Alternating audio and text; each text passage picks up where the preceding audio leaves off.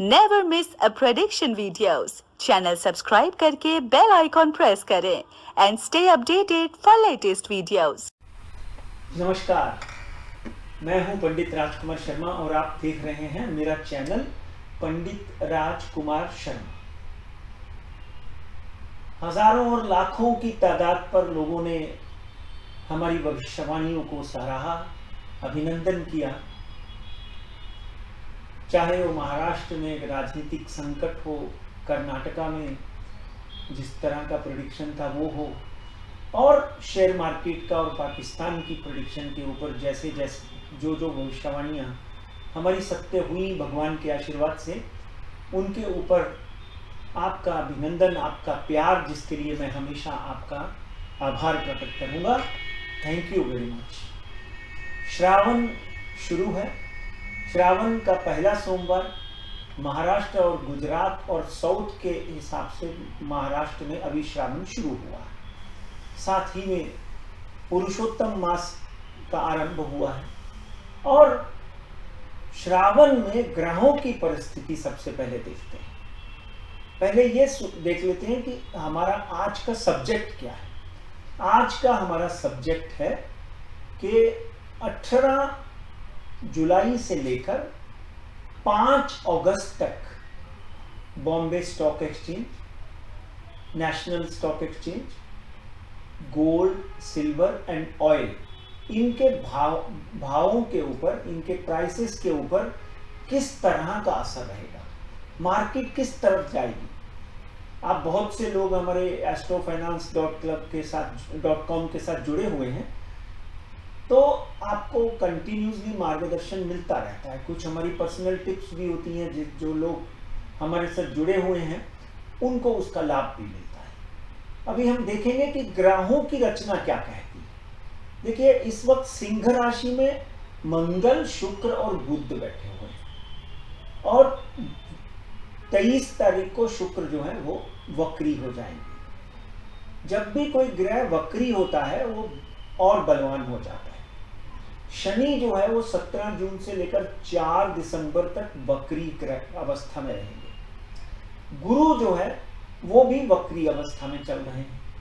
वक्री अवस्था में होने के बावजूद भी गुरु राहु का चांडाल योग भी चल रहा है। मगर ऑल टुगेदर मार्केट के लिए कोई भी बुरी खबर मुझे कहीं से नजर आती नहीं है। मार्केट की बात करते हैं, बॉम्बे स्टॉक एक्सचेंज की बात करते हैं, तो बॉम्बे स्टॉक एक्सचेंज 66,400 के करीब चल रहा है। बाजार में कंटिन्यूसली पिछले 2 से 3 सप्ताह से बढ़त का माहौल बना हुआ है। अब हम बात करें कि बॉम्बे स्टॉक एक्सचेंज कहां तक जा सकता है। बॉम्बे स्टॉक एक्सचेंज का सबसे इस वक्त 5 अगस्त तक जो स्तर है, एस्ट्रोलॉजिकली, पॉलिटिकली एंड अंतरराष्ट्रीय खबरों को पकड़कर अगर हम बात करें तो बॉम्बे स्टॉक एक्सचेंज 67,000 तक जा सकता है मैक्सिमम। उसके बाद एक शॉर्ट रिकवरी आएगी जो कि मिनिमम आप समझ लीजिए 65,400 तक नीचे का स्तर आ सकता है। मगर अच्छे शेयरों में अगर आप बने हुए हैं तो मार्केट में बने रहें। लॉन्ग रन में बाजार जो है 70,000 तक जाने की मजबूती रखता है। अब बात करते हैं निफ्टी की। निफ्टी 50 जो है वो 19,650 के करीब चल रहा है पिछले 4 दिनों से। फ्राइडे क्लोजिंग पकड़ लो, थर्सडे की बात कर लो, तो मार्केट में 19,450 से लेकर 19,700 तक की रेंज में बना हुआ है। निफ्टी का ऊपर का आंकड़ा जो है 19,750 है। 19,800 तक मैक्सिमम जा सकता है 5 अगस्त 2023 तक। उसके बाद इसमें भी एक जो रिकवरी आएगी वो बहुत ही फास्ट रिकवरी आएगी, जो वापस निफ्टी को 19,400 तक लेके आ सकती है। मगर I have been telling you, मैं बोलते आ रहा हूं कि मार्केट में बने रहना है।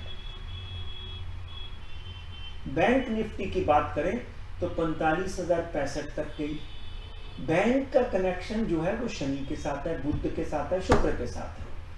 शुक्र जो है वो मंगल के साथ और बुध के साथ बैठा है, इसलिए बैंकिंग क्षेत्र में बढ़ोतरी आएगी। जो टॉप की बैंक्स हैं जैसे पंजाब नेशनल बैंक है, आपने देखा 40 रुपए से 62 रुपए हो गया। SBI आपने देखा 530 से 600 रुपए के करीब टच कर रहा है। साउथ इंडियन बैंक जो 12 रुपए में मिल रहा था आज 23 रुपए में हो गया। तो बैंकों में एक बढ़ोतरी आएगी, particularly semi government and government banks जो हैं उनमें आप एक अच्छी उछाल देखेंगे। इसलिए बैंक निफ्टी का जो ऊपर का आंकड़ा है वो 46,500 के करीब है और नीचे का आंकड़ा जो है वो 44,000 के करीब 44,100। इससे नीचे और आता हुआ नहीं दिखाई देता, मगर डेफिनेटली बैंक निफ्टी के लिए मैं बुलिश हूँ। अब आगे बात करते हैं कमोडिटी प्राइसेस की। कमोडिटी में मैं हमेशा आपको पिछले 20 से 25 सालों में तेल, सोना और चांदी की भविष्यवाणियां करते आया। आपको याद होगा कि पिछली बारी हमने बोला था कि गोल्ड जो है वापस बढ़ना शुरू हो जाएगा। गोल्ड जब उस वक्त गोल्ड की कीमत 57,800 थी, मगर गोल्ड ने 59,300 का आंकड़ा पार कर लिया। अब यह 15 दिनों में गोल्ड जो है वो डेफिनेटली 60,200 का आंकड़ा पार कर सकता है और नीचे का स्तर जो है मुझे नहीं दिख रहा कि 58,600 के नीचे जाएगा। इसलिए गोल्ड में भी मैं बुलिश हूं। गोल्ड 60,800 एंड 61,000 रुपीज पर 10 ग्राम भी हो सकता है। चांदी की बात करें, चांदी में हमने जो कहा और सोने में जो कहा वही हुआ। चांदी में हमने बोला था कि 75,000 का आंकड़ा, 68,000 चांदी थी उस वक्त। जब हमने 73,000, 75,000 उसके बाद भी हमने प्रेडिक्ट किया तो चांदी 75,700 के करीब 1 kg का रेट चल रहा है। ये 76,400 तक जा सकती है। मगर इस वक्त मैं चांदी में, क्योंकि बड़ी उछाल आ गई है, 1200, 1500, 2000 पॉइंट बढ़ी है चांदी, पिछले एक दिन में 2-2 पॉइंट बढ़ी है। इसलिए चांदी का जो 76,400 का आंकड़ा है वहां पर आप बेच सकते हैं और चांदी का नीचे का आंकड़ा वापस 73,800 आ सकता है। चांदी में मैं बुलिश जरूर हूं, मगर अब ये 3 महीनों में चांदी 80,000 रुपए पर केजी भी हो सकती है। जब बाजार उठता है तो उसमें बिक्री भी आती है। इसलिए मित्रों, क्रूड ऑयल की बात करें तो 6086 6,086 रुपए पर बैरल चल रहा है। ऊपर का आंकड़ा डेफिनेटली 6350 तक का है, नीचे का 5940 पर बैरल। 59 के करीब आप हैवी क्वांटिटी में बाय कर सकते हैं, 200-200 रुपए मिल सकते हैं। ये मार्केट का समावेश है। आपकी बचत, आपका फायदा, आपका नुकसान, उसके लिए solutionastrology.com पंडित राजकुमार शर्मा कतई ही जिम्मेदार नहीं। आप किसी अच्छे